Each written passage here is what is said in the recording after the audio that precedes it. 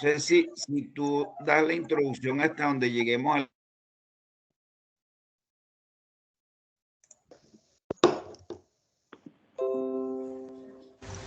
Hello.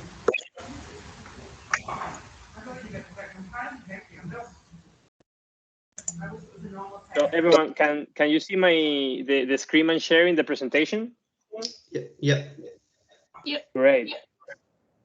So Nelson just asked me to give the introduction of the presentation. So my name is Alfonso. Thank you everyone for joining. Until now I've been working alongside managing Asia Pacific, and just very recently I moved to Europe to continue working with Diplomatico. So speaking of the company, one of the things I enjoy the most working with them is that DUSA, which is the parent company, the owner of the distillery, it's a family-owned business. So it's a very powerful motivation for me, in the sense that I am, like most of us that work internationally with the brand, we are from basically the town where the distillery is. And it's you know, for us, it takes a very close place to our heart, I guess. It's in the local, you know, surroundings. It's very famous, being one of the most important and most prestigious company to work with in the area. Not only per se because of being family owned, but also because of its values and the efforts that they've been doing for many years in order to, you know, have fair salaries, fair trade, having a lot of community incentives and so on for the workers and the families of them in the town, but also for being, you know, green, for being sustainable. So right now, we always like to say to ourselves that Diplomatico was green before it was cool. I mean, this is a great trend that the last, I don't know, 15 years, 10 years, everyone is trying, you know, aiming towards this, and it's amazing. And in our case, we've been, you know, doing this effort since 1970s and 1980s and so on. One of the things is that 100% of the liquid waste is reused and turned into fertilizer. So as every, you know, industrial manufacturing plant, we have wastes, and one of the most important one is called vinasse.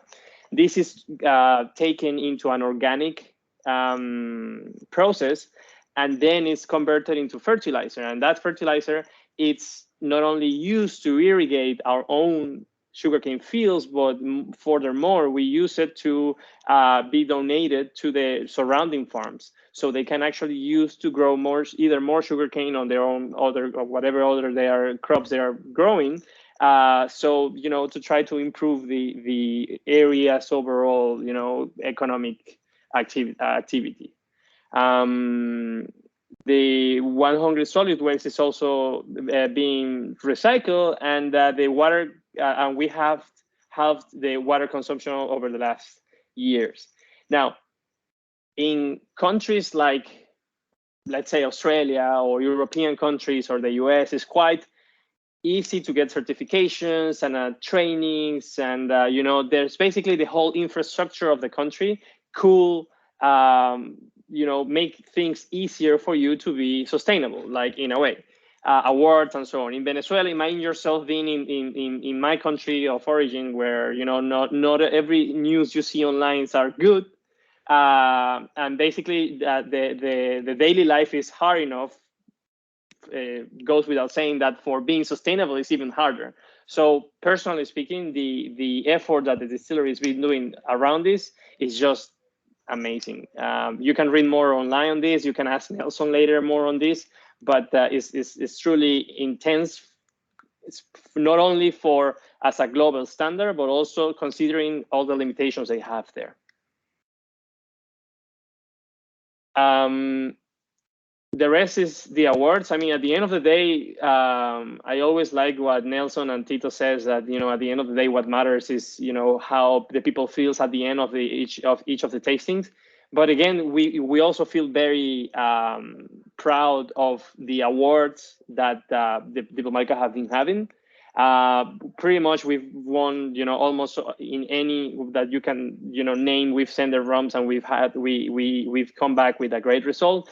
And furthermore, a couple of years back at the Wine Enthusiast Spirit Brand of the Year contest, we had the top spot, not because of the taste of our product, but the role of the brand in order to lift and enhance the premium rum category as a whole. This through education, this through reach globally, and this through credibility that we've been able to have over the years. Speaking of reach, that's another thing that we have as a thing that we are very proud of.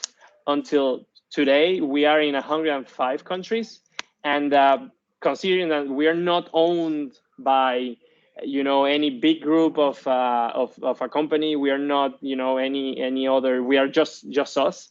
This is, I feel that it's quite a big achievement. So 105 countries globally, and 18 of them are in Asia Pacific. So starting from now, I leave it to Nelson. I hope his connection is working. Nelson, are you there?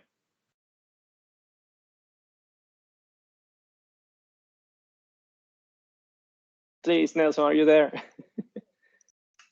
Oh, you're on mute. Maestro. Ya, sí, ya activé el micrófono. Okay. So you're up. I'll share back the screen. No veo la pantalla, no está. Yeah, I'll do it. I'll do it again.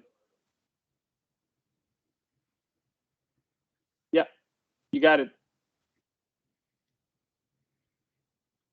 Can everyone see the screen? Yeah, ahora sí. Yes. Awesome. So Nelson, it's all yours. Ok. ¿Tú vas pasando las láminas? Sí. Ok. No, yo. Okay, hello everyone. My name is Nelson Hernandez. I am master blender of Diplomatico Rum. I have been working in our distillery for 36 years in all the steps of the elaboration process of rums. For us, it's a big pleasure stay today here and share some knowledge about how we make our Diplomatico rum and where it came from the complexity in flavor and taste in our Diplomatico rum. Okay, first we were talking about our distillery. Our distillery was founded in 1959 by Seagrams. Seagrams was a big company, Canadian company, #1 in the world in that time in 1959, and enjoying with the main distributor, the alcoholic beverage in Venezuela in that time. Actually, our distillery, the owner are 100% Venezuelan people, 4 families, by both our distillery, and now our distillery is 100% Venezuelan rum, Venezuelan capital. The next slide, Alfonso, please.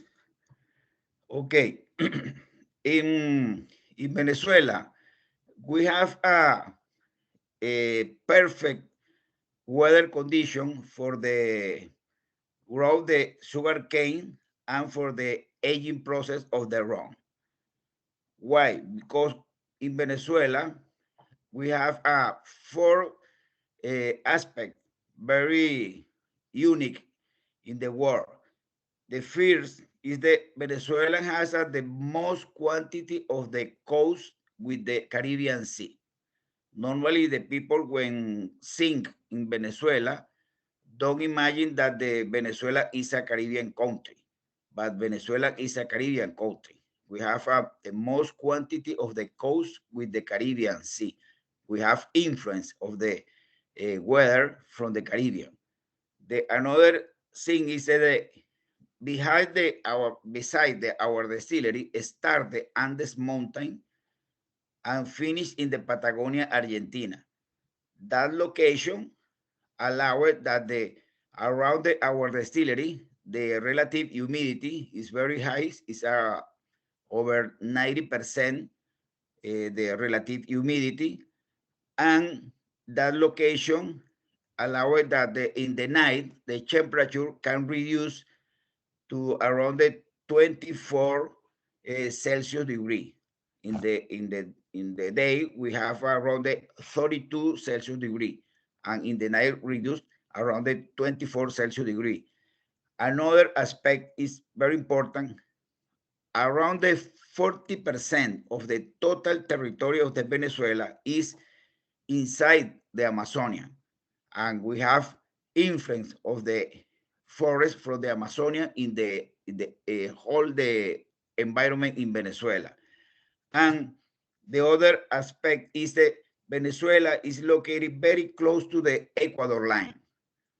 That location, the Ecuador line, allowed that in Venezuela we have only two seasons, the summer season and the rainy season.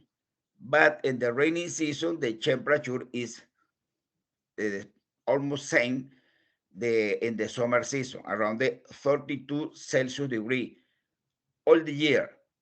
And that condition for the growth, the sugar cane is very well, because the day is very sunny, and the sugar cane plant need very sun. And around our distillery, we have a lot of the water, but the sugar cane need a lot of the water. We have a lot of the water because from the mountain go to the underground water, and we take the water across the depth well for use at that water. And the big difference, the temperature in during the day and the night, and the humidity relative is very well for the aging process. In more advanced, I can comment more about that. That condition is unique in our country, and for this reason we have a DOC, denomination origin control. In the world, in the rum industry in the world, only two countries has DOC, Martinique and Venezuela. We have a spectacular weather condition, a microclimate. It's very well for the aging process and the sugarcane growth. And the DOC, the main aspect there is 100% the raw material that we use for produce the rum in Venezuela need 100% from Venezuela. We don't buy raw material from another country. No, all the raw material that we use in Venezuela is 100% from Venezuela. Another aspect very important is the minimum time inside the barrel. Minimum is 2 years in a white oak barrel. Normally, the rum is made around the world over the 40 countries with different law. There are some countries where law don't need any age. You distillate and put inside the bottle, and you say it's a rum. Okay, it's a rum because it's according with the legislation in that country. Another country need 3 months or 6 months or 9 months. In Venezuela, the minimum time is 2 years for you say rum. And another aspect is that the ABV is between 40% to 50% percent of the alcohol, or 80 to 100 proof.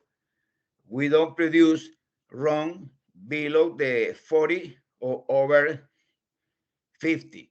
For example, we don't produce overproof like producing a lot of country rum.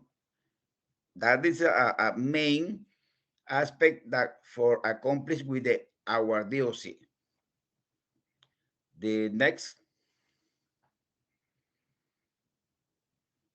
Okay, now we were talking about our elaboration process. The first step is our raw materials. In Venezuela, we don't produce rum from sugarcane juice. In Venezuela, all the sugarcane harvest is sent to the sugar factories. In that sugar factories, they transform the sugarcane in three main products: sugar, honey from sugarcane, and molasses from sugarcane. And we use for produce our rums, honey from sugarcane and molasses from sugarcane. The main difference between both raw material is the sugar contained in the raw material. The sugar contained inside the molasses is between 45 to 55% of the total sugar. And the honey, the sugar contained is between 55 to 65% of the total sugar. We use molasses for produce our light rums, and we use honey for produce our semi-complex and complex rum. We fermented in different times. We fermented molasses for 24 hours, and we fermented the honey for 48 hours. And the yeast that we use is a yeast development around the over 25, 30 years ago, when our distillery is under control by Seagram. Seagram development that yeast in order to reach the quantity of the congenerate that we need in our fermentation process for our specific aromatic profile in our rums. When the fermentation is finished, the ABV inside the fermenter is between 7 or 8% of the alcohol. That wash from honey or from molasses, we send them in a small steel column in order to concentrate the ABV between 7 or 8% to 45 or 55%. That alcohol we say low wine from molasses or low wine from honey.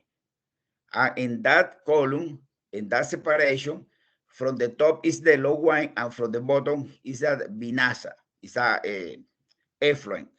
That effluent we send to our waste treatment plant in order to transform that stillage in a natural fertilizer, like say Alfonso before. In that slide, you can see a small column we feed with the wash from molasses or from honey, and produce a low wine from molasses or from honey.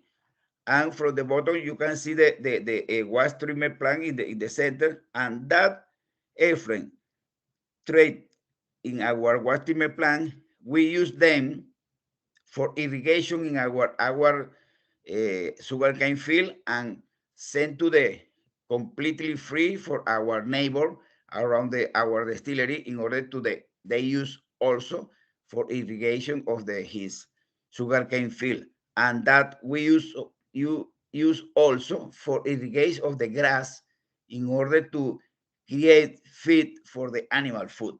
We have a farm. We have beside our distillery, we have cows and buffaloes, and we feed with that grass.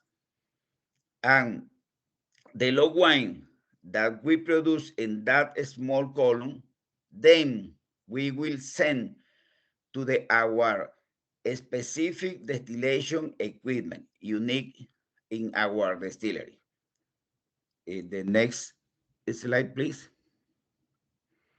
Okay, we have in our distillery 3 unique and different distillation equipment. We have a distillation equipment for discontinuous process and for continuous process. In the discontinuous process, we have a batch kettle. The batch kettle is in the right and the top, and this equipment was installed until 1959 in Canada, producing Canadian whiskey. And the left is the pot still double return. That equipment was installed until 1959 in Scotland, producing malt whiskey. It's sent to our distillery, and we adapted for produce complex rum. And in the third distillation equipment is a continuous process, is a steel column, but it's not a standard steel column. It's a special design, internal design, that equipment allowed that our final distillate at 95 ABV is light, but it's very aromatic. Normally, when you distillate in a standard column at 95 ABV, the final distillate is very flat, like a vodka. The next slide, please, Alfonso. Okay, you can see on a picture more close is a batch kettle. The batch kettle is connected the vapor with a small column. The next slide.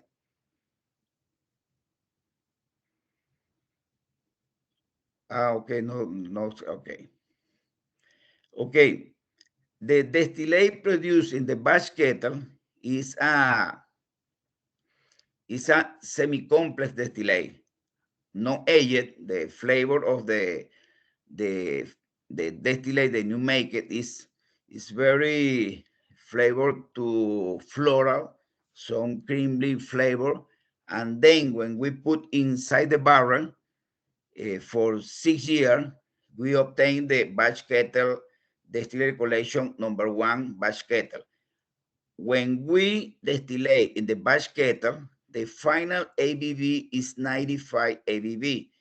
We reduce to 65 ABV in order to put inside the barrel for the start the aging process.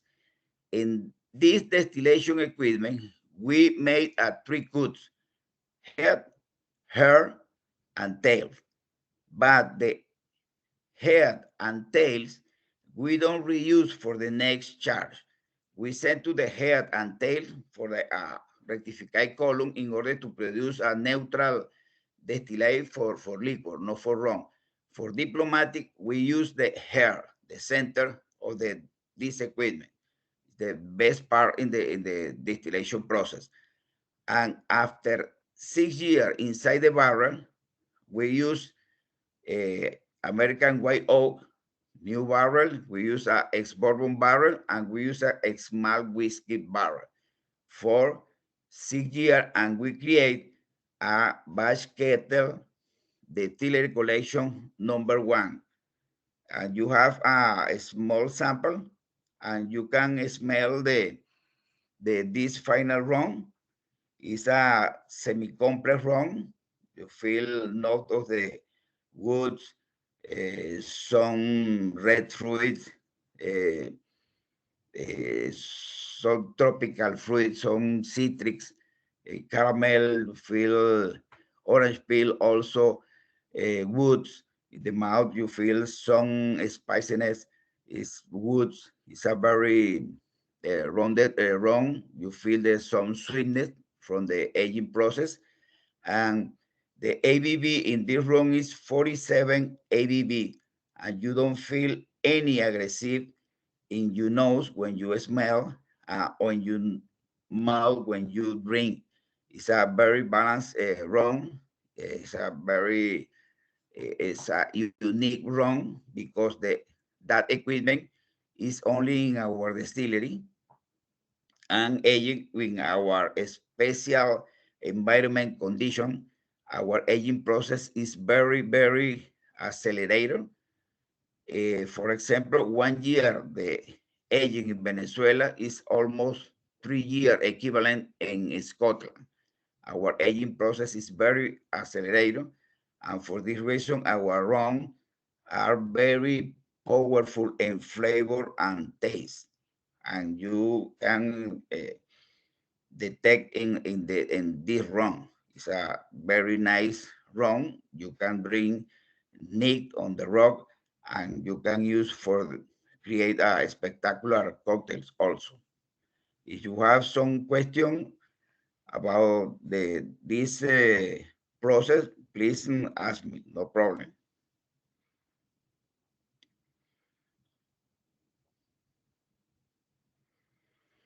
Okay. No questions, No or question. Sai, would you like to add anything on this number one?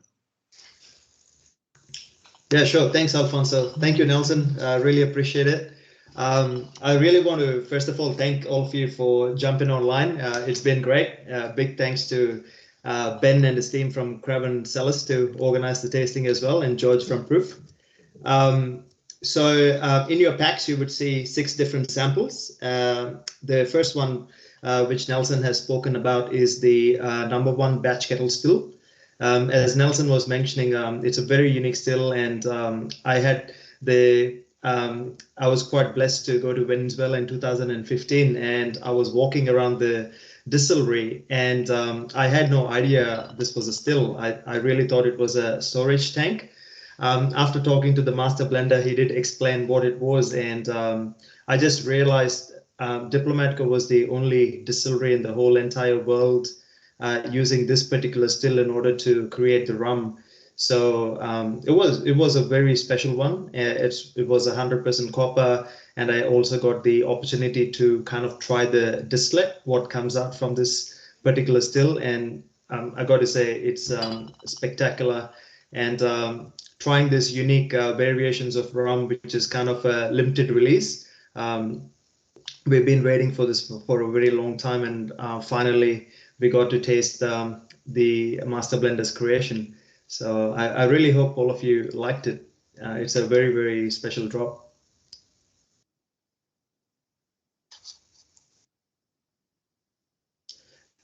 Also, guys, if you have any questions, please drop down in the chat button. As soon as we see it, we'll just read it out, and Nelson and Alfonso will be able to clear any questions you have.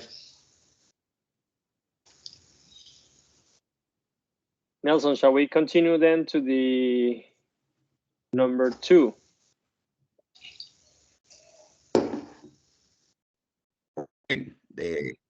The next is a barbet Distillery Collection. Okay, the next distillation equipment is a steel column. That steel column is not a standard column. Inside this column, there are a unique internal design.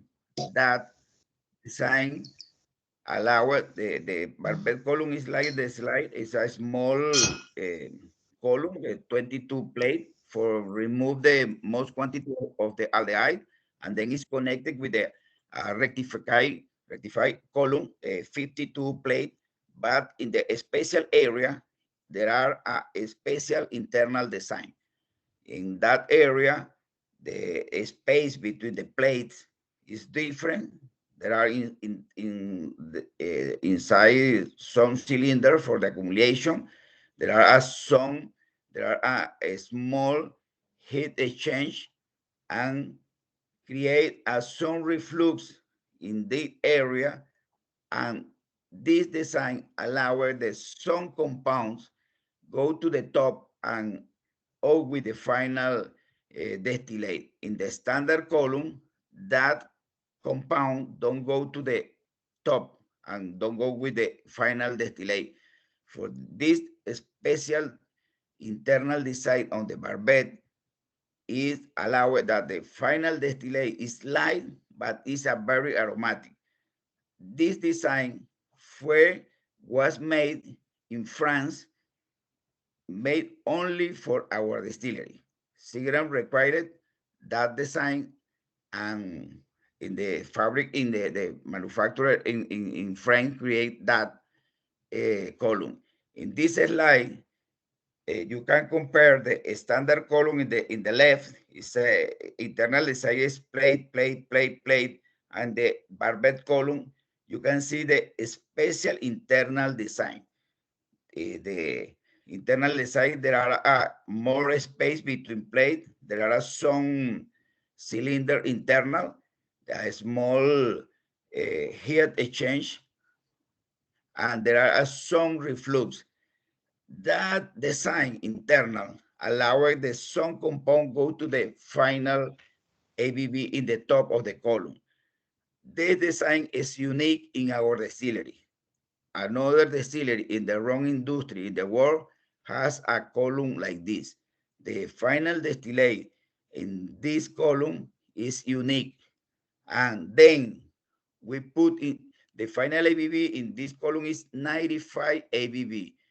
We reduce to 65 ABV in order to put inside the barrel for the start the aging process.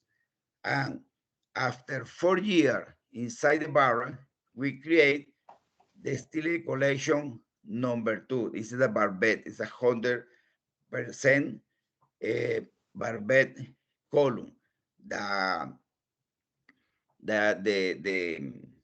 final the evolution inside the barrel is very accelerated for the weather, special weather condition that we have in Venezuela.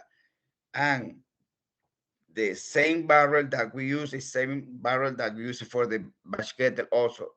New barrel, ex-bourbon barrel, and ex-malt whiskey barrel. After 4 years inside the barrel, the final rum is the Distillery Collection #2. It's a very elegant rum. The characteristic, very important, is as there are some smokiness, is some tropical fruit. You know, it's a very elegant rum. You in your mouth you feel some spiciness, woods, tropical fruit oils. Is a very different rum. It's a unique rum because it's a special equipment, distillation equipment, special distillate, and the evolution inside the barrel is very different. It's a rum very light, but it's very elegant. The people like the bourbon, for example, or the barbette column rum, the Distillery Collection #2. It's a very elegant rum, very different. There are it's very attractive, the smokiness that you feel in your nose, and the tropical fruit. There are spiciness in your mouth. It's very rounded. It's 47 ABV, but you don't feel any aggressive in your nose and in your mouth. It's a very special rum. It's very elegant rum. And with this rum, in some activities around the world, we obtain 98 points in some events. If you have Ty, some if you question, like please. to add anything, mate, if you want to add anything on this, please.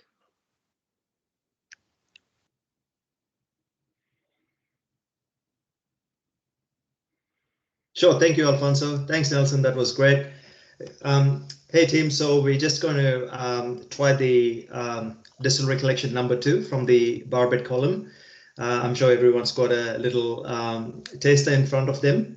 So just on terms of the flavor notes, it's a very unique rum. Everything is from 100% batch kettle still. The rum is aged for 4 years. On the nose, it's quite round, it's soft, definitely a lot of citrus blossom. It's almost very zesty. Some tropical fruits shine through as well, especially pineapple and coconut. For me, That's the burst I get straight away. On the palate, it's just got some fabulous mouthfeel. It's semi-sweet. It's got that really nice molasses flavor which shine through. And because the rum has been aged for 4 years, there's definitely some spice character which comes through as well, especially a touch of nutmeg and cinnamon. I can definitely feel that. And banana for some reason. For me, when I first tried it, I just thought it was just spectacular, especially for a 47% rum. I just didn't kind of expect for it to be that tasty and even lingering on your mouth for quite some time. So hats off. It's a great rum. I got to say it. I hope you all like it. I feel I can't say which one is my personal favorite because otherwise I will influence on everyone else. But yeah, you get the point. There's a very big contrast as well, isn't it, Alfonso? Like we were talking about it when we first came across, like how different the rum acts using different stills. Like, for example, with the batch kettle, it was just more rounder and a bit more heavier. And when the column still, we tried the column, so we're just so much lighter. It's kind of interesting to see how each still works and brings out certain special type of distillate. 100%. I think, and I mentioned this in previous presentations with you. I think that the rum world is like Netflix. You have so many things to to pick from. And in the end, you will find one that suits that movie that you want to see, or one rum that suits you best for your taste or for that occasion. So having this opportunity to have a deconstructed Diplomatico family is quite interesting because it shows basically what Nelson is doing and his team, and exactly what you said, that how different it can be on different stills, and furthermore on the different cask. So it is quite interesting. It's a shame that we don't have any more stock of the number 3 in Australia for now. But anyway, moving to that one, Nelson will be speaking of it just for you to when you see it, when you have it. Nelson. Okay. Yeah. The third distillation equipment unique also in our distillery is the pot still double return. And that slide, there are in the slide in the bottom part is a 3 different pot still double return in 3 different distillery in the Caribbean island. The main difference is the connection between the swing neck with the return. If you see, you can see in the 3 different equipment in the distillery in the Caribbean island, the connection between the swing neck with the return is from the top. Is one. And in our pot still double return, the connection is from the lateral in the bottom. The connection between the swing neck with the return. That change on the geometry of the flow of the vapor create more aromatic profile.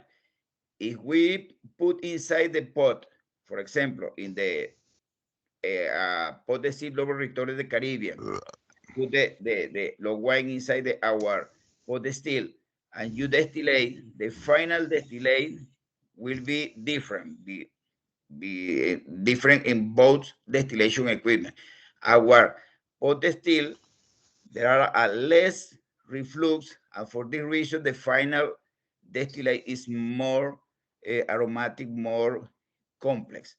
And another distillery in the rum industry in the world has a exactly geometric like our pot still double return. That distillate is unique, and then we put inside to the barrel for 8 years. Okay, and that slide you can see the connection between the swing neck with the retort is for the lateral below. Normally in the Caribbean, the connection between swing neck with the retort is from the top. That change of the geometry create different aromatic profile in the final. In this equipment, this process is continuous. We made three cuts: head, hair, and tails. The head and tail we don't reuse in the next charge. We send to the head and tail, like the batch kettle, the special column for rectificate and create neutral distillate for the liquid, no for rum. For diplomatic, we use exactly only the hair. And the final ABV obtained in this distillation equipment is 80 ABV. We reduce to 55 ABV in order to put inside the barrel. And the time required for the best evolution inside the barrel is more time. After 8 years, we create the Distillery Collection number 3. We use a similar barrel that we use in batch kettle and in the barbette column. We use a ex-bourbon barrel, new barrel, and ex-malt whiskey barrel also. The range that we use for the aging this distillate is between 4 years until 12 years or more, because the quantity of the congeners in this distillate is more in comparison with the batch kettle and barbette, and need more time in order to the evolution is much better. The final aging this distillate is amazing. It's a very powerful in flavor and taste. In this slide, you can see the 3 different barrels that we use. Always American white oak with 3 different previous use: new, malt whiskey, and batch ex-bourbon barrel. It's a 100% pot still double retort with unique geometric and create a unique distillate and unique rum also. It's amazing. It's a third component that is inside of our blend of rum, like a Mantuano, Planus, and Reserva Exlusiva. This is amazing rum. It's a very powerful rum. You feel note of the red fruit, caramel, chocolate.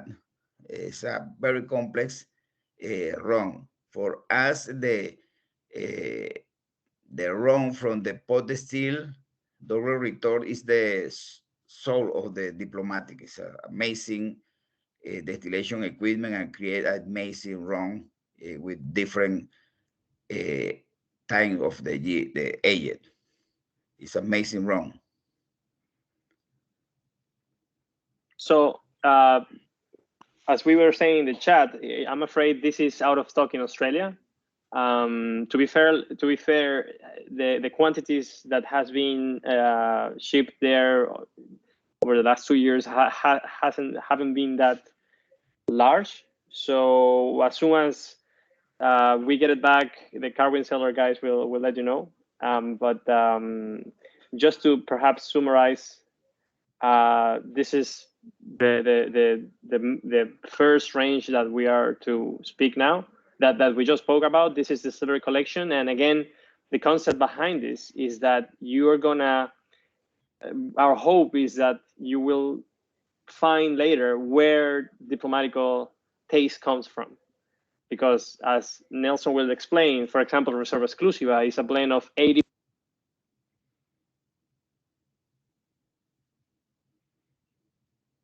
Alfonso, you're on mute. Oh no, I've been speaking this whole time. Sorry. So I was saying that, well, this is the Distillery Collection. To be fair, we haven't shipped many cases of the number 3. No, Alonso, was only on mute for the last like 20 seconds. Yeah, still in mute? No.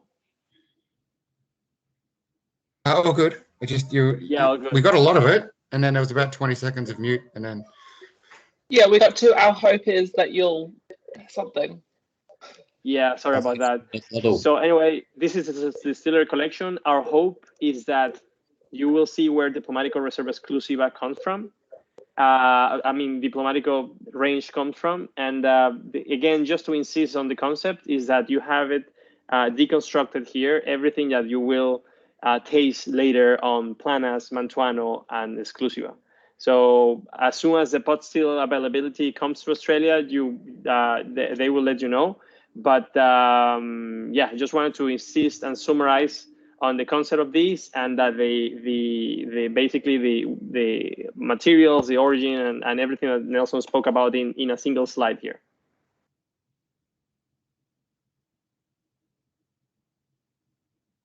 So Nelson, after this, we move to aging process. Okay, let me say something first.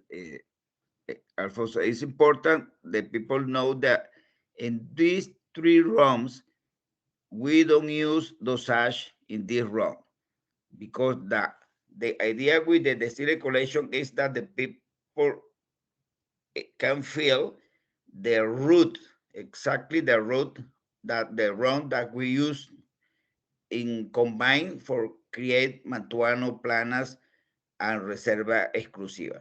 That sweetness that the people feel when drink you mouth, that sweetness is from the aging process. It's from the wood when it exchange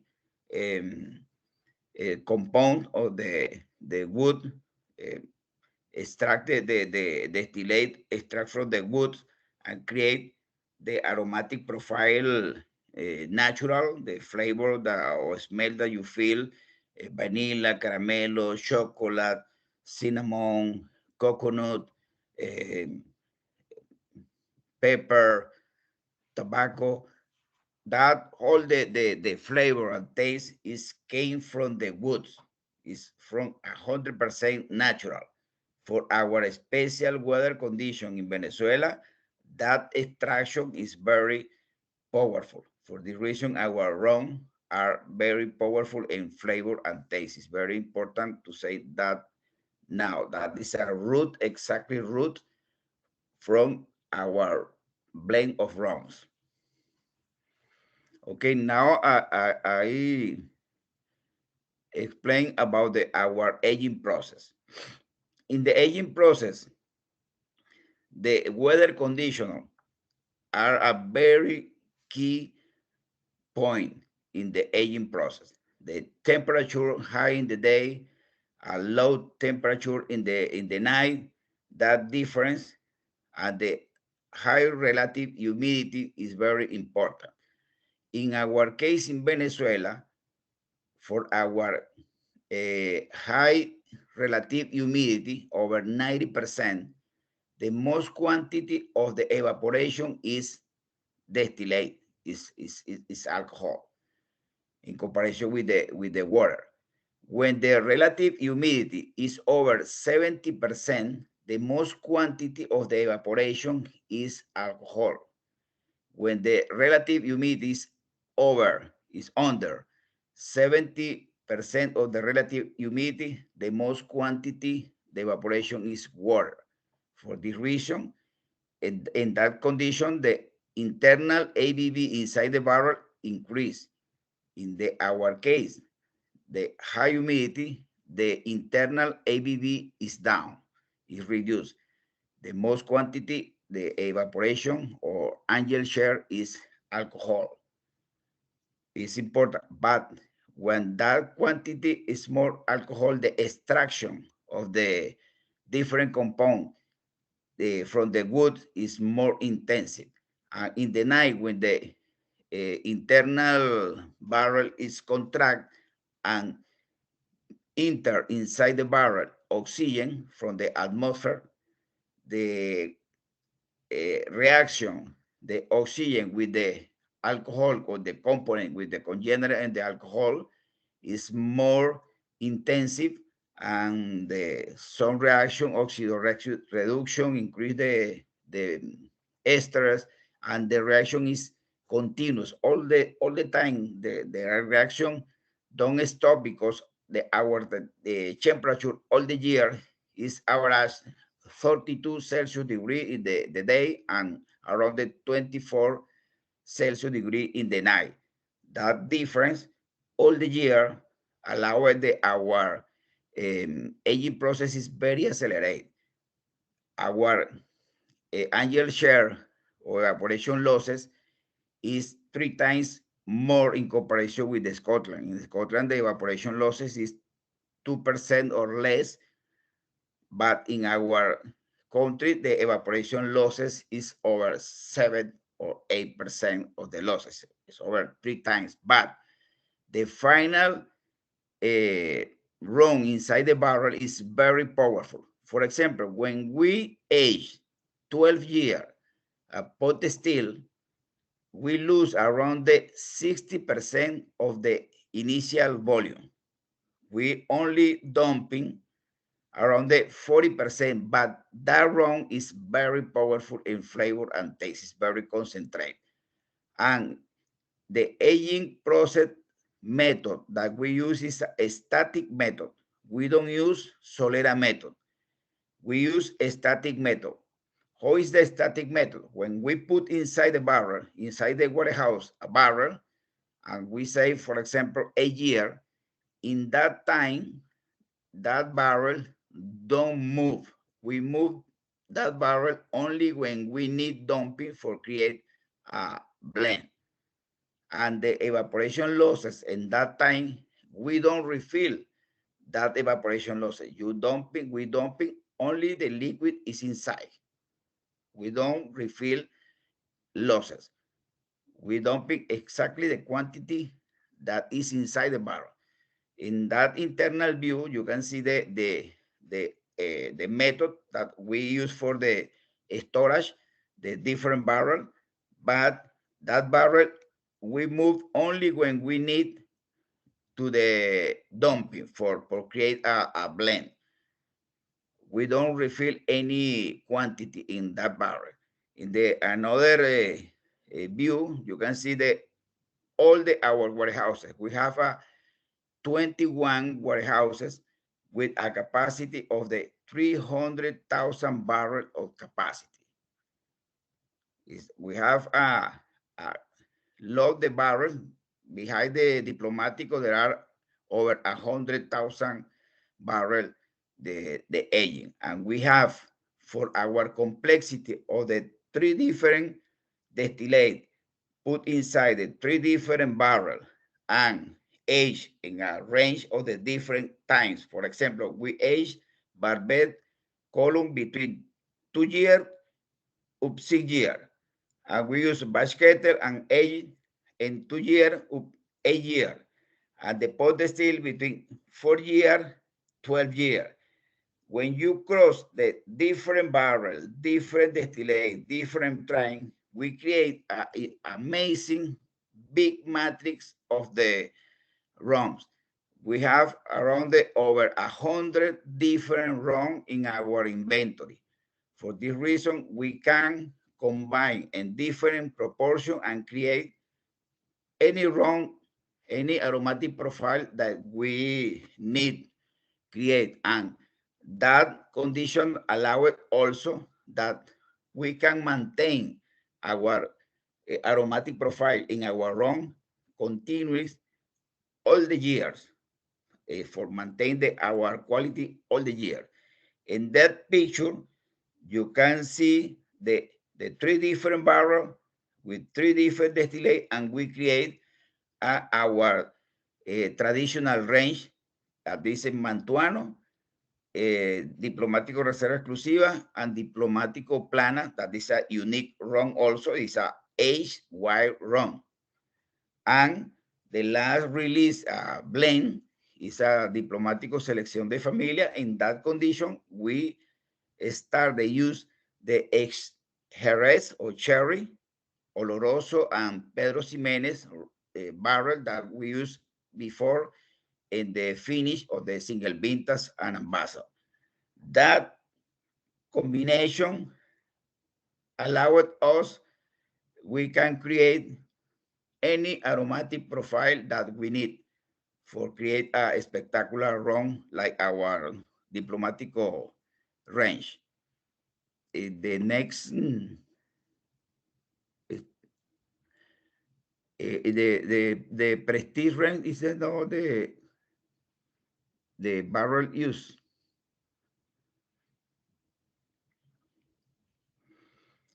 Okay, our prestige range is a single vintage and ambassador. Single vintage and ambassador, the distillate that we use is a 100% pot still. Okay, in this slide, you can see how we create single vintage and ambassador. It's 100% pot still inside the 3 different barrel, ex-bourbon barrel, ex-whiskey, malt whiskey, and new barrel. After 12 years inside the barrel, for example, for the single vintage, in that inventory, we select special loads with a specific aromatic profile. When we don't use that specific aromatic profile for create single vintage in that year, don't release. For example, 2003 and 2006 don't release because we don't find that specific aromatic profile for create single vintage. When we find that specific aromatic profile, we dumping that loads and put inside the barrel from ex oloroso Jerez for 1 year additional for finish. The quantity of the bottle that we produce of single vintage is between 50 to 60 thousand bottle a year. It's a small quantity, so a limited production. Normally, when we produce the single vintage, is gone immediately because it's a excellent rum single vintage. For the case of the ambassador, Diplomatico ambassador, is the same 100% pot still, 12 year, but it's a special selection of our best reserve in the pot still for 12 years.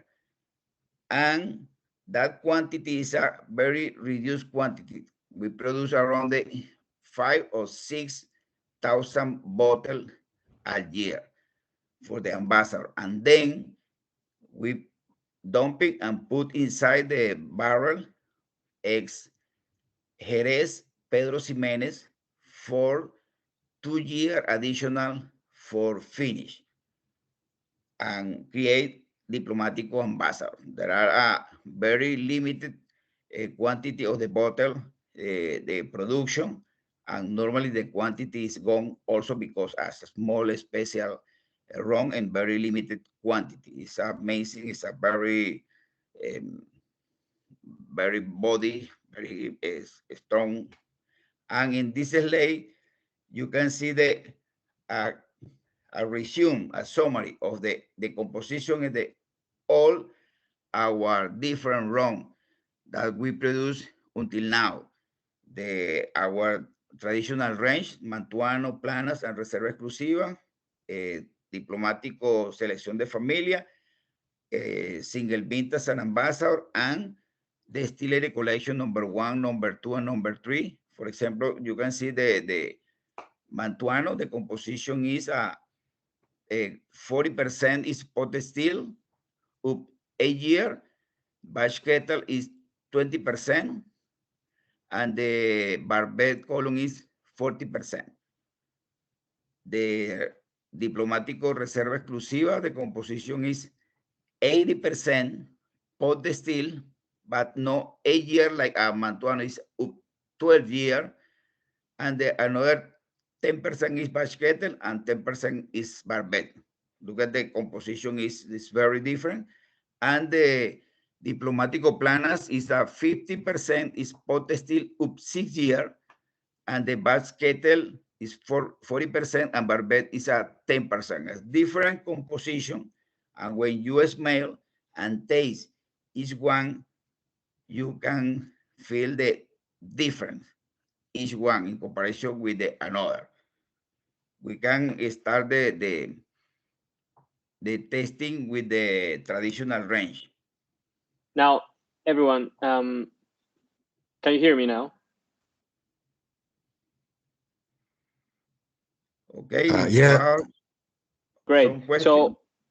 So you guys, if you have any last question for Nelson, because Sai and I will continue with the tasting, whereas Nelson, I'm afraid he needs to run. Nelson, you have the transfer to do now. So if you have any last question, particularly for him, and afterwards Sai and I stay with you. I just had a one, if it's okay to ask, just with regards to the single vintage, that when you're saying, or it was on the slide about the specific aromatic profile, is that the same aroma profile each year, or does it change from a year to year basis? Maestro, do you understand the question? Yes, the specific aromatic profile that we try the aromatic profile is the similar, very close is one. There are some different that know in the some range we don't dumping that lot for the year. We try that the aromatic profile in that load they are very similar every year. The main difference in each year when single vintage is released is by the influence from the ex-cherry oloroso cask, because we use a barrel, one use only. It's dumping the oloroso, and we use for our rum. And normally the Jerez, when we use different year in the Jerez, is not the same the characteristics of the Jerez, and there are a lot of influence in the final finish. I don't know if it's clear the answer. No, that's great. Thank you very much, Nelson. I appreciate that, and thanks very much for your time. That was great. Appreciate it. Okay, no, it's a pleasure. Nelson, something weird is happening. I can see you on my your camera, I mean, but for everyone else, it looks like your camera is off. No, My I camera? can see Nelson. I can see him okay. You can see Nelson. Great. Okay. So it's just George then.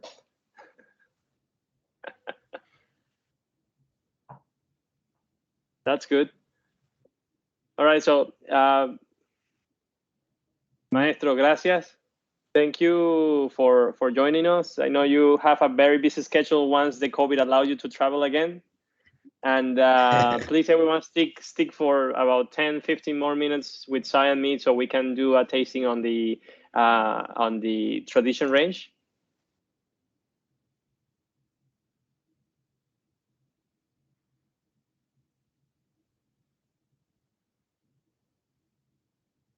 Okay. Okay, a big hug for everybody. Was a pleasure. Can share some knowledge about how we make our Diplomatico Rum. It's always a big pleasure. Can share that knowledge. Muchas gracias, Nelson. Muchas gracias. It's okay. Okay. Great. Thank you, Maestro. See you in a couple days. Perfecto. Tu español es mejor. Sí. Okay. Big hug. Bye-bye. Stop laughing. Bye bye. Hasta luego. Hasta luego. Hasta luego, amigos. Chao, chao, amigos. Gracias. Okay, my Ciao, friends. amigo. Stop Okay, laughing. bye-bye. Bye. So great Spanish, especially after a couple rums, I guess. So the next rum to taste will be Mantuano. Personally speaking, I think this is a very easy rum to drink. I'm gonna leave Sai on the description. I just wanted to insist on the blend profile of it. As an interesting matter from Diplomatico, we measure most of the way this tradition range works is that the key thing to understand is how much pot still does it have. So in this case, it's 50% pot still, and that 50% is 8 years old. So in our case, is one of the youngest, along with Planus. But you're gonna see, and what Sai is gonna walk you through it, is that how different it is from Planus profile. Thank you, Alfonso. Actually, I've just mentioned in the chat that we're going to try Planus first. Apologize for that. So just in case everyone's already got the Planus with you, if you have already poured it, we can try the Planus first, if that's all right.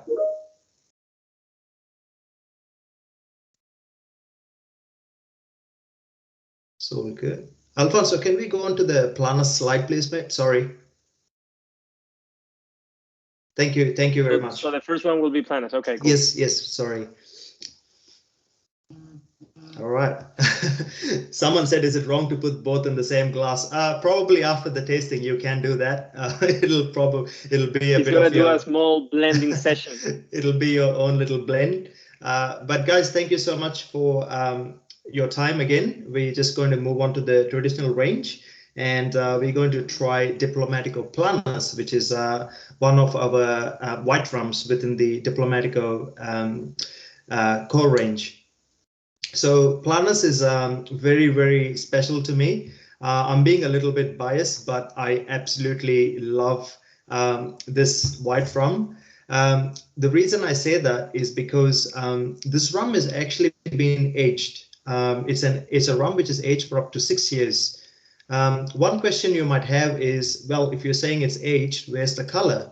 So this rum goes through a process which is called charcoal filtration. So what charcoal filtration does is it strips the color away, but you're still left with the complexity of what a dark rum would have. One con of charcoal filtration is the rum starts to lose a little bit of flavor or some aromas.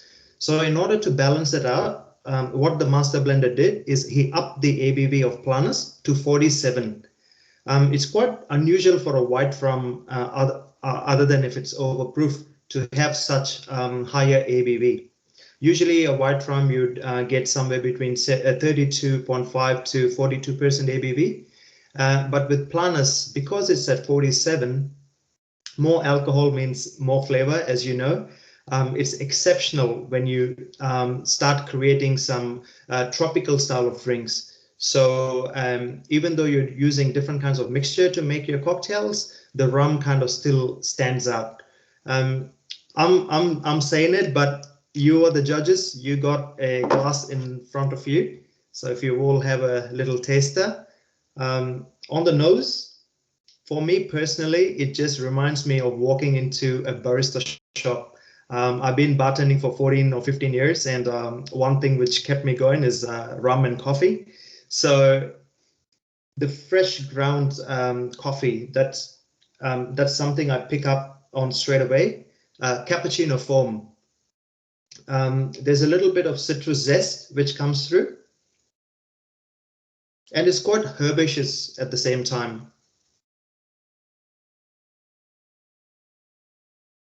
On the palate, please keep in mind this is a white rum. the complexity and the depth is quite unusual for a white rum. It's creamy, it's buttery, it's almost like drinking an alcoholic coconut water. And it's also got some nice white chocolate flavor profile, which comes through as well. Most of the Diplomatico range is created in order to, you can sip, you can have it on ice. But me personally, I love making cocktails. So my go-to cocktail with Diplomatico Planus is definitely Planus Daiquiri. Super simple, very easy to make. Rum, lime, sugar, 3 key ingredients. Happy days. You could also make pina coladas. Summer around the corner. Pool parties definitely going to happen after COVID, I'm guessing. Or mojitos, you know, exceptional rum drinks. Please let us know if you have any questions, but I just love Diplo Planus, I got to say that. Also, in case you want to make simple drinks, that's something I forgot to mention, apologies. Obviously, barbecue parties in the backyard, you can't be bothered making drinks because you're busy cooking food. Simple mixes, Planus and fresh coconut water with a lime, or you can have a Planus with tonic water. It's quite unusual having rum and tonic, but if you do get a chance, please try it. It's amazing. And as a garnish, you could use a pink grapefruit. Goes down a treat. I can guarantee you on that. Cheers.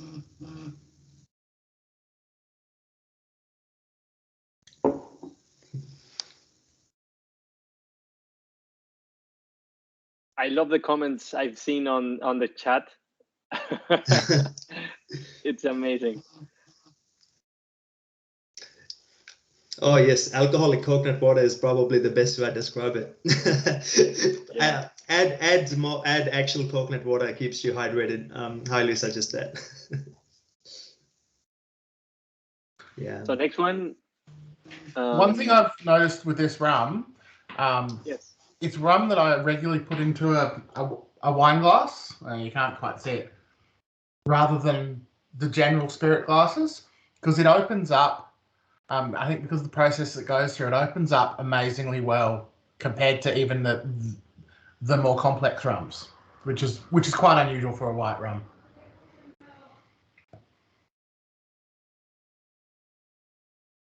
Yes, Ben, definitely. Like you said, it's just got amazing aroma, which comes through with Diplomatico Planus. You know, as you mentioned, most of the white rums, they do have an aroma, but they're kind of not as complex. With Diplomatico, using a big wine glass definitely brings out the more complex aromas and lets the aroma shine through a little bit more. Yeah.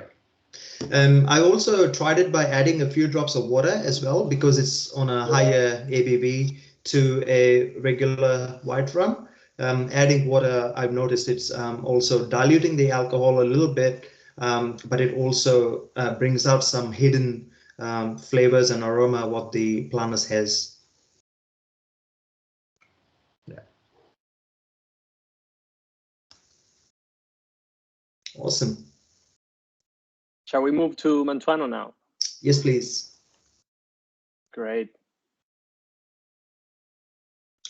Thank you, Alfonso. I'll just quickly rinse my glasses. Tim, so the next rum we're going to try is Diplomatico Mantuano. I'm sure all of you have a little taster. I'm just going to top myself up with some as well. It's always nice to drink together, isn't it? Virtually, but hopefully we can, you know, catch up proper.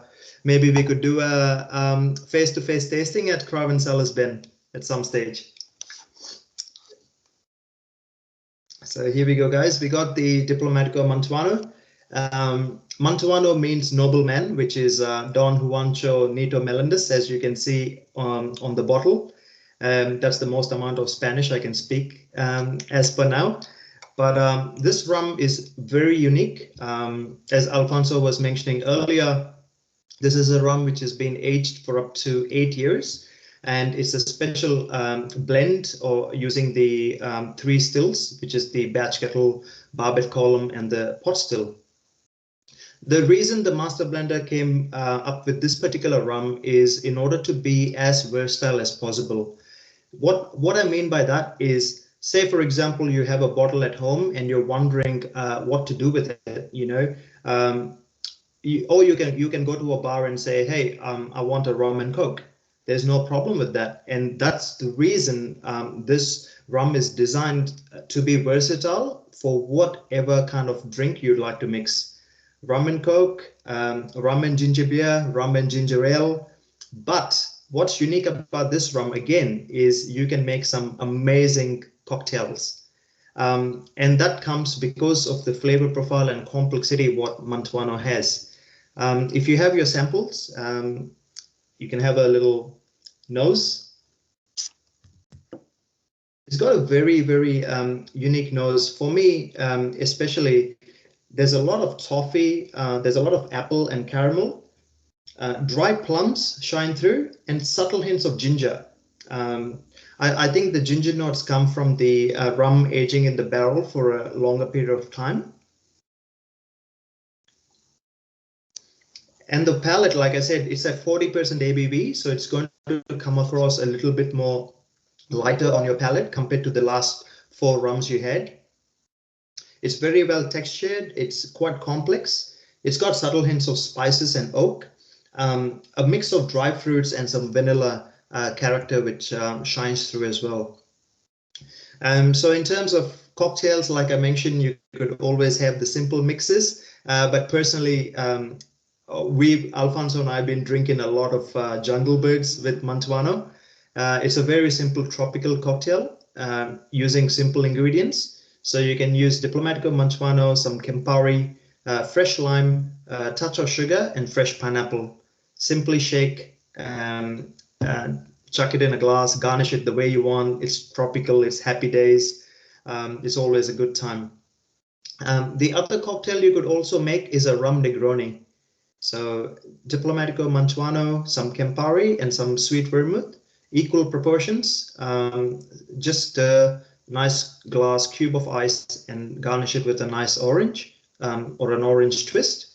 It goes down a treat. But you can get, you know, you guys got the skills. I'm guessing some of us are in hospitality and some are non-hospo. COVID has definitely taught everybody to make some amazing cocktails at home. So if you do have a bottle, go crazy, be experimental. You know, anything you mix, I'm sure it'll be great, as long as your sweetness and citrus is in balance. Cheers, guys. Hope you like this rum.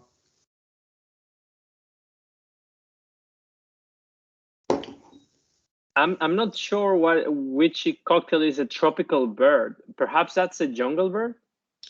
Yeah, I think that one's a jungle bird. I can quickly type down the recipe for you as well as we speak. Yeah.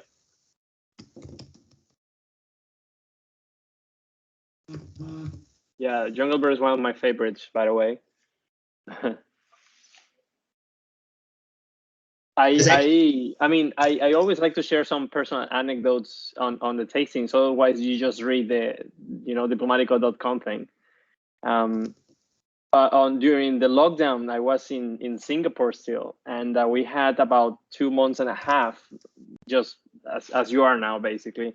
And personally speaking, I always went to Reserva Exlusiva. For me, it was the go-to for having drinks outside and so on. But then at home, I was for a while. I was stuck. What it seemed to be stuck only with Mantuano for a couple of weeks. And I just rediscovered. I fell in love again with it. Ever since highballs, just Mantuano and tonic, for desserts as well with ice cream. I mean, ice cream really helps in Singapore weather, and so on. I just feel the versatility. Someone was mentioning in the chat. The versatility of it is fantastic. Almost, like the whole Diplomatico range is like that, but particularly Mantuano, whatever you throw at it, it works. You know, like you want a fancy Sazerac, it works. You want just an ice cream, a Netflix and chill, it works. Just on the highball with with just an orange zest and some soda, it really is an enjoyable rum.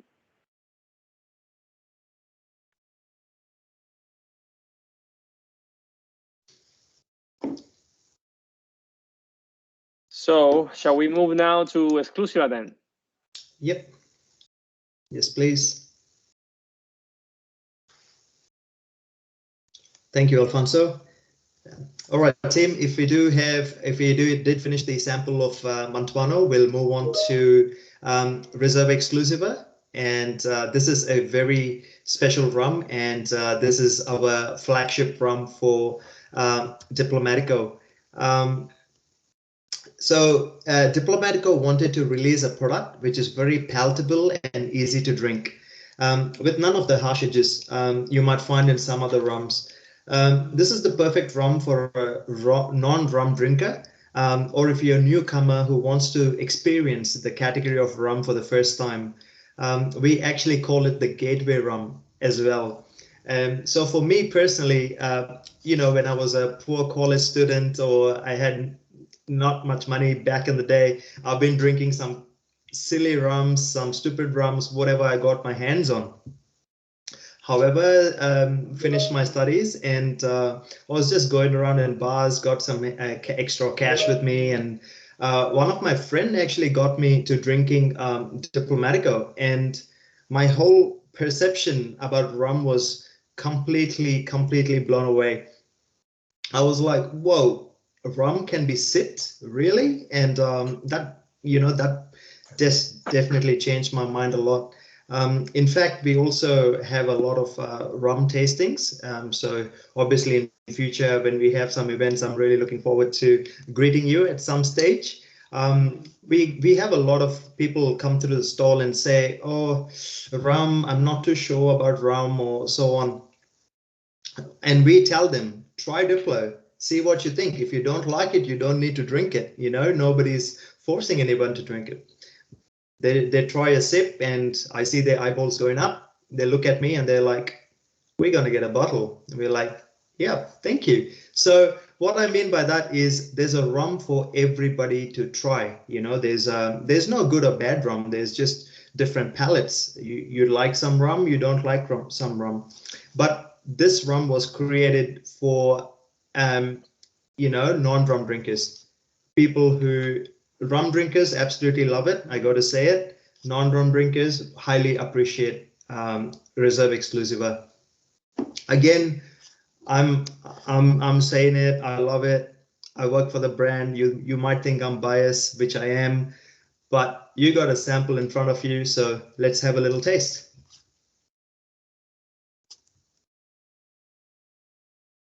So first things first, guys, on the nose, if you're all into a bit of cooking, first thing I smell is baked bananas, caramelized bananas straight away.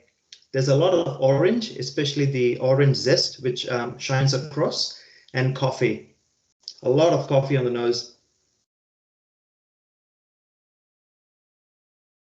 On the palate, it's just chewy. Excuse the noises I'm making, but it's just so chewy. Lots of dark chocolate.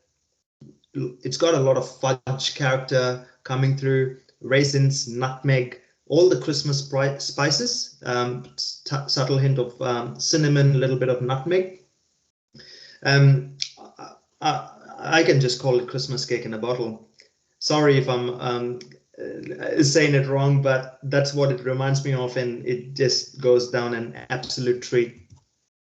When it comes to serving suggestions, you can definitely have Diplomatico Reserva Exlusiva straight.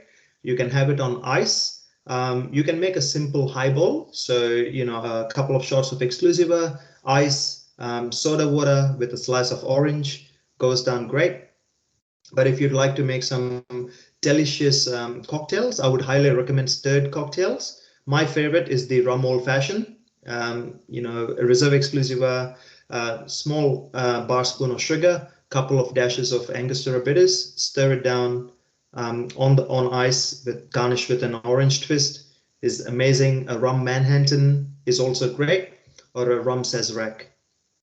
If you really like to mix it, I would suggest a sidecar.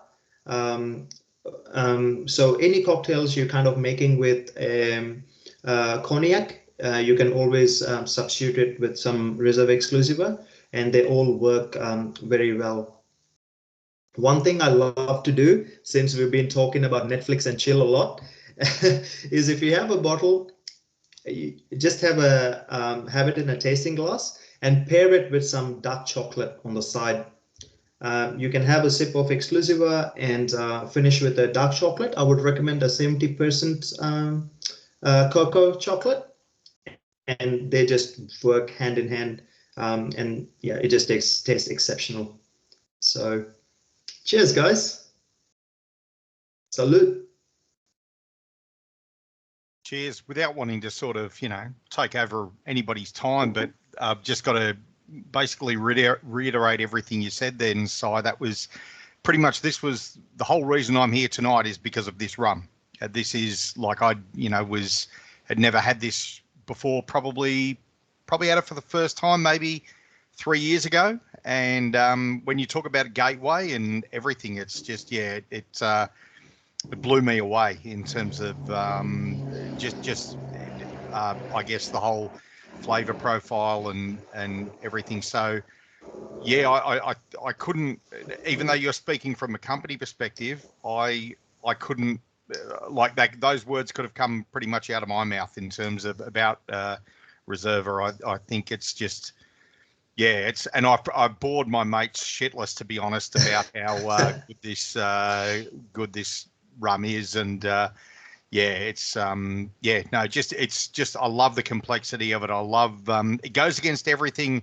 And as you may or may not know, is from an Australian perspective, we obviously grow up with some pretty average rums made in this country.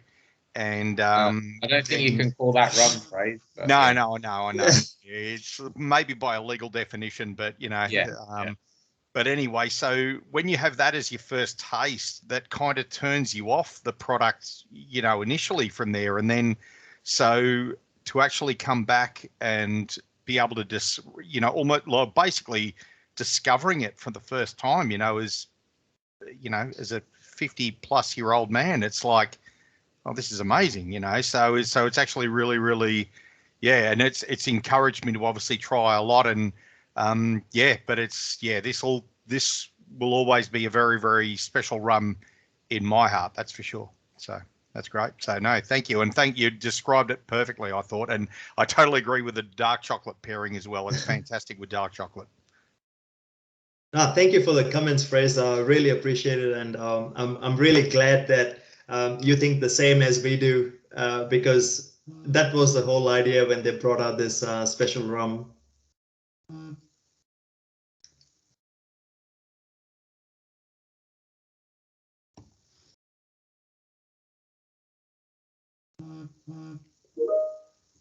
I gotta say, I love the chat vibe of this tasting. I love it. I'm having so much fun with all reading it. Eggnog and hot toddy. Oh, Christmas coming up. That's probably the go-to cocktails with Exclusiva for sure. Rose. Sorry, I was just going to agree with Rose, and so I probably wasted a lot of my drinking life thinking rum was Bundy or white rum, and one evening discovered a couple of really amazing dark rums in a bar somewhere, going, well, flavor profiles of rum are not just either nothing or burn or disgusting. And then all of a sudden, vanilla and oak and coffee and flavor started coming through. And then I think Fraser was the one who got me onto Diplomatico probably a couple of years later, but wasn't a common drink for me. But I really love what you guys do, and I appreciate that Australia is a market that you are going to be challenged with because of the poor understanding of rum we have. But we really appreciate the work you do, and think you're doing a great job to bring rum to what is a market that can maybe appreciate it if they get the time and the product to try.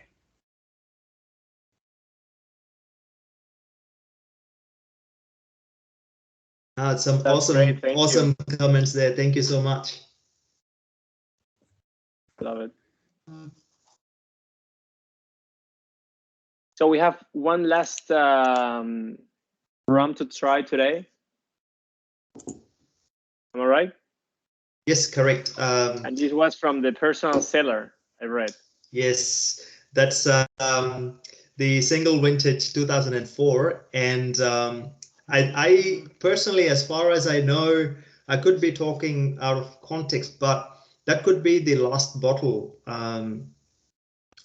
which I have come across, or anybody is holding it. So big thanks to Ben for pulling it out of his cellar. I've got 6 more. Oh, you do? All right. Are they for sale? I may have emptied out your previous importer of all his stock of vintage and ambassador. So, and I have 1 bottle of 2000 left. Oh, I got to get my hands on some soon because I'll run out. I'll be down at 12 tomorrow, mate. It's not at the shop. So, guys, his address is. Are you opening at 12 tonight? No, tomorrow.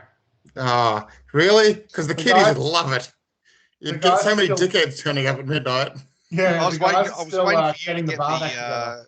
You get the Uber from Frankston, Grum, and pick me up on the way. Why don't we just go to your bar, Franks? Nah, it's too much hard work.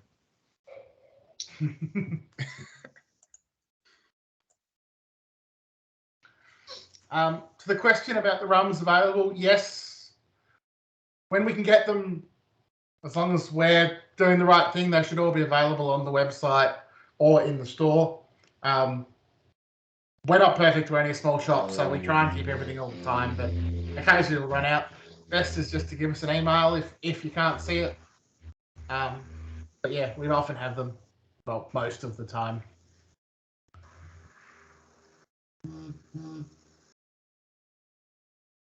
And to, I think supply chain issues been everyone's excuse for everything these days. So to say COVID, supply chain issues, not my fault. No, I think this one's purely us. We have a lot of products and not a lot of people to manage it. So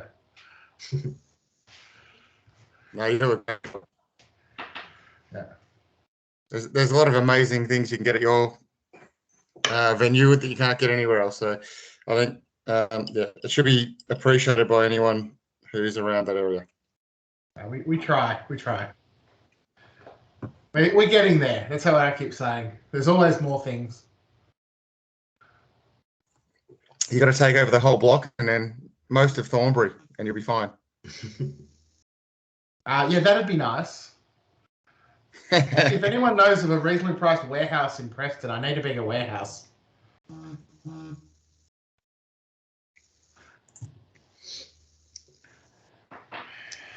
Awesome. So a personal anecdote as we move to single vintage. The first vintage release was 1997. And it was only released in Venezuela. And I remember having a conversation with the master blenders back then. And it was Tito who came with the concept. He came with the design of the package, which actually is a Reserva Exlusiva bottle upside down.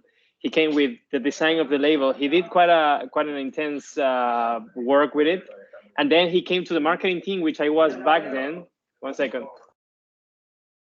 He came to the marketing team just to present it.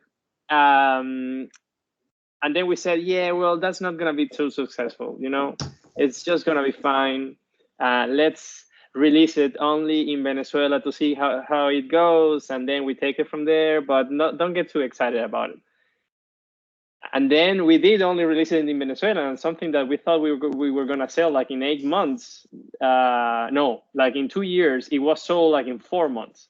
It was crazy. And everyone who came over back then, we could travel, and Venezuela was in a better shape, by the way. everyone from abroad wanted to get bottles and hands on it and so on. And then we ran out of it. And we started getting questions like, when is the next vintage? And when can we get more? And we were like, well, it's a single release vintage and we don't have anything else in the works. And that's why that was the first vintage. And then we didn't have anything else in between until the year 2000.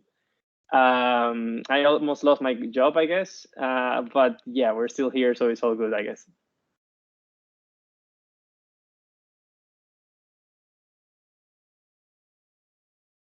So, Sai, back to you.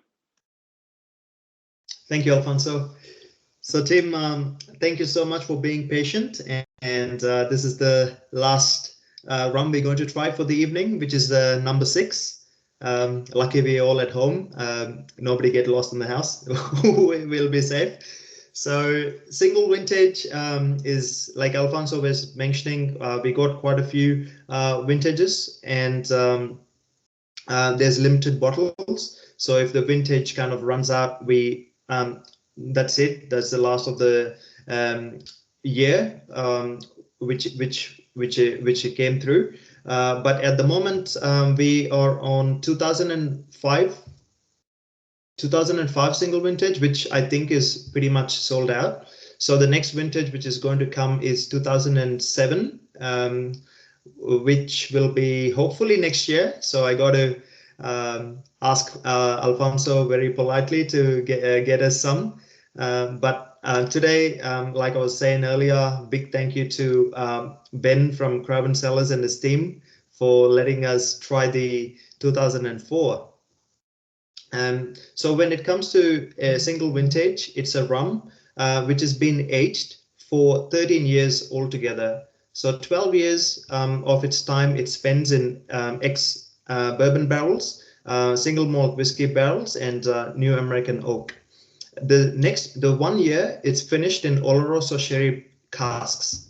So it's quite a delicious rum. It's all from the pot still. 100% of this rum comes from the pot still. And if you have a little nose of the single vintage, it's a exceptional rum. It's very beautiful. It shows the passion and the love what the master blender puts into creating this amazing product. It almost comes across as an older sherry matured whiskey or an exceptional cognac. There's a lot of creme brulee on the nose, muscat, definitely dates, maple. I also find some peppercorn and cedar coming through this 2004 vintage. And on the palate, it's banana cake, lots of dark chocolate. It's a medley of dry fruits. It's very rich, very complex, and the aftertaste just lingers around for a very long time. And this is the quality which definitely shows in 2004. Some of the pairings we do is we pair it with some food. So if you have like a nice piece of Wagyu steak, pairing with vintage goes down a treat. I'm not sure if I can say it, but if you're into cigars and you're doing a bit of a celebration, single vintage paired with a cigar like a Davidoff or a Cohiba. My favorite is a Monte Cristo. It goes down really good with single vintage, and I absolutely love the way they kind of go well with each other. The subtle sweetness from single vintage and the spiciness what comes from a cigar is just happy days. So I'm going to celebrate for sure. Tomorrow, I'm actually planning to go out tonight. Midnight, everything's open. So I might go celebrate with something. But as I really hope you all enjoyed the tasting, and I really want to thank you all for being here. Without your support, obviously, this tasting wouldn't kind of go ahead. And I would really like to thank George for kind of organizing the session, and also Ben from Cellars for letting us do this tasting. and Alfonso for joining us all the way from Spain. I know it's 10 a.m. in the morning, and it's kind of a breakfast time for you. So you're taking breakfast of champions quite seriously. Rum and coffee. I didn't order my kit with enough time to get it delivered to Spain, so it's all good. Mate, look behind you. I'm sure you have a bottle each somewhere. So yeah, guys. Again, thank you so much. But if you have any questions, you'll be going to hang around for a few minutes, and yeah, let us know. Have a little chat. Always up for it. But otherwise, would love to catch up in person. Yeah, I've got a question. So about the pardon me, the barrel aging with the like obviously with both the Scotch, the single malt barrels as well as the bourbon barrels. Does that ratio change from vintage to vintage at all? Like, is it 40% bourbon, 40% Scotch, then 40% something else, like a sherry kind of thing, or what's the? Does it change at all, or how's it go? I can answer that. Thanks, Alfonso. If that's okay.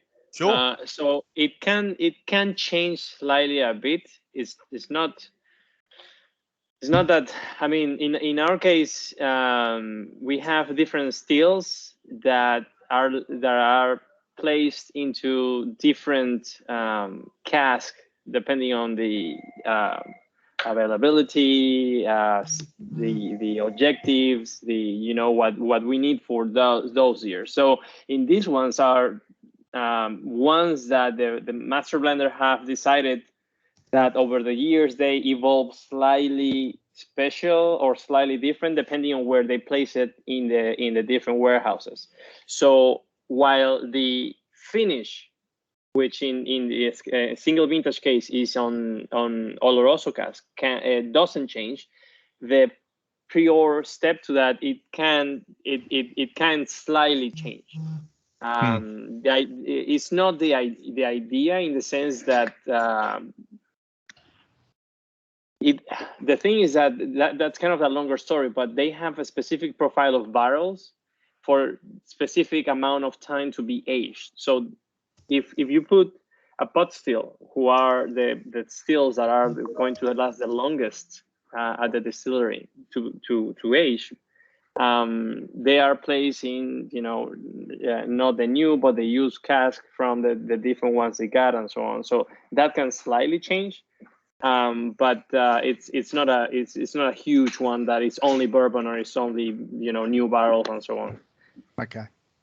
No, that's it's interesting just because I much prefer American whiskey to say Scotch whiskey as a general sort of statement. But this almost tasted perfectly balanced between the two, if you like, to me, and that's why I asked it, because I've had not just rums but obviously plenty of other drinks that have been maybe aged in like Scotch whiskey barrels or in bourbon casks, and it's just I generally much prefer sort of bourbon aging than I do to Scotch, and I just think this just really marries really, really well together. I think I can get the subtleties of both without one overpowering the other. That's why I asked, because it's actually it's a great it's obviously a great skill to be able to blend something as well as that, and it's just certainly something from my personal palate. Obviously, I'm different to everybody else, but it's certainly something from my perspective that jumped out at me, sort of thing, how beautifully balanced it was in terms of the aging. So.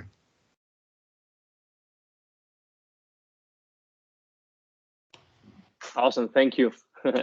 Yeah, single vintage it's super important for us, not only from the anecdote I gave earlier today, but also on the how different it can be from year to year, slight differences, of course. So yeah, I very much like you I very much appreciate you liked it, and yeah. So here is another slide. Yeah. Any other question before we go? I've got a bit of a left field one. What happens to the barrels when you guys are finished with them? Oh, we do amazing barbecues. That's a lot of barbecue. No, I mean, there are several things. So one is that some of them are donated to artisans around, and they do like furniture, and that's not unusual. We also do our own fences with them. Like, for example, if you see around the warehouses, you see a lot of fences. We do about the barbecue. I was not joking. And so on. That's pretty much it. That as far as I can tell, that's what we do. Ben, do you want to buy barrels? Is that what you want? Yes. I want to put in barrels. So Alfonso, Yeah. maybe we can take this conversation offline and see if we can no problem. organize barrels for Ben to buy to age beer in, because I know that's what I was thinking that earlier as well, just quietly. So yeah, if there's going to be shipping of barrels to come over, I would also be interested in. To be honest, Graham, I was thinking about that for you as well, mate. So yeah. I was just more surprised it took Ben that long to ask the question. I expected that to be asked in the first 5 minutes, to be honest. That's like, I can't believe it took him this long. I did actually, I had a more serious thought on that for Alfonso regarding sherry barrels. Is there do you think there'll be a decline in barrels at any time around sort of sherry? Because from a whiskey perspective, I'm quite a whiskey fan as well, but I kind of hear getting sherry barrels for whiskey is getting harder because of the amount of people that are drinking sherry, so there's less getting barreled. Yeah. Do you notice anything like that? Your perspective? 100%. And that's one of the reasons why we only have the sherry cask or the PX cask just for the the prestige range. Because it's been years now that they are very expensive, they're hard to find, so yeah, absolutely. I've been to different seminars when they say allow the industry to have a better aging standard, drink more sherry. Yeah. So that will be the solution to it. Sherry, right? Yeah, so we have a second layer of difficulty which is sourcing that all the way to Venezuela. But yeah, in short, it is one of the reasons why it's only prestige range, and it's one of the reasons why those are so expensive. Like unlimited quantities. Right. Yeah, I've seen a report saying the barrels are the only reason that some of the sherry producers are staying in business, because it's hard to sell sherry these days. It's an unpopular spirit. But yeah, that rum is exploding because people are discovering how good it can be. So, so it could almost be at the point where they're making more out of the barrel than it is the sherry that comes out of it. Yeah. I know for both those statements, I've got friends in sherry houses, and there are several big name sherry houses that make more out of seasoning casks than they are making out of sherry. Yeah. Really? Yeah. That's substantially. You see, and yeah. Can you feel okay after your 7 rums? Drink more sherry. Yeah, drink more sherry, people. Yeah. It's really interesting. We're noticing a resurgence in sherry in people in their 20s. Like, it's completely missed a couple of generations because it had such a bad rep. What's that? Sherry's coming back in people in their 20s. It strikes me as a hipster thing that will be happening in Collingwood. And Thornbury. or Thornbury. Yeah, Thornbury. It hasn't hit Frankston yet, just quietly. A definite comeback in sherry, noticeable in sherry and port. Yes. So I think Pellet said that we can come up from just before Christmas, so maybe we'll try and get up when it stops raining. We have the credit now, so yeah. Maybe we meet halfway. What do you reckon? This would be nice. Hey, Ben, no one told me port was uncool. Us old people still have a scar on a port sometimes. All right, guys. On my side, I'm gonna go now. I leave you with Sai if Sai is staying, but I'm gonna have my lunch, I guess. So thank you everyone for joining. I very much enjoyed this, and was very good to see you. And please enjoy tomorrow. Cheers, Thank you Alfonso. so much. Thank you. That was amazing. Have a good one. Thanks, Yeah. Alfonso. Take Cheers, care. mate. Ciao. Gracias. Gracias. Guys, I guess from us, I mean, I'm happy to leave this open for everyone to keep chatting and really enjoy the final nights in their homes. But from our end, really, I can't say it enough. Thank you, Ben and the team at Carwin Cellars for organising this. I mean, they put a lot of labour, a lot of work into getting this out for us. I mean, yeah, I just can't thank them enough. And really, thank you for everyone for participating. It's unfortunately, rum hasn't been I guess a spirit category that has been booming in Australia, but it's supporters like yourselves. And tell your friends about us because it means a lot to us. In Australia is rum like.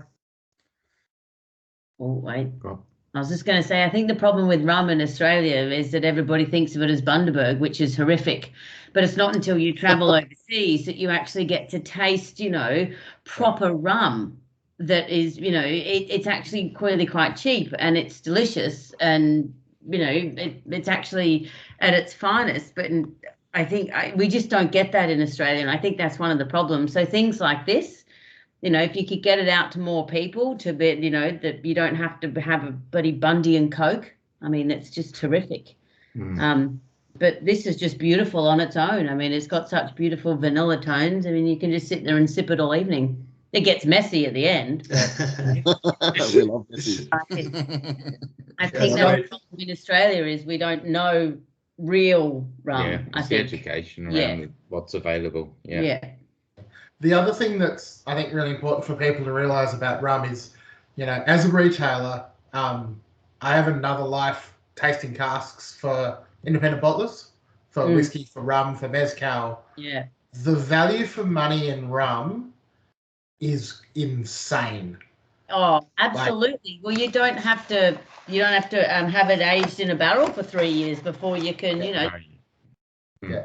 We've looked at casks, rum casks that are, 15, 16,000 US in a tasting for an IB out of the UK that were as good as a 1.2 million pound cask of Macallan.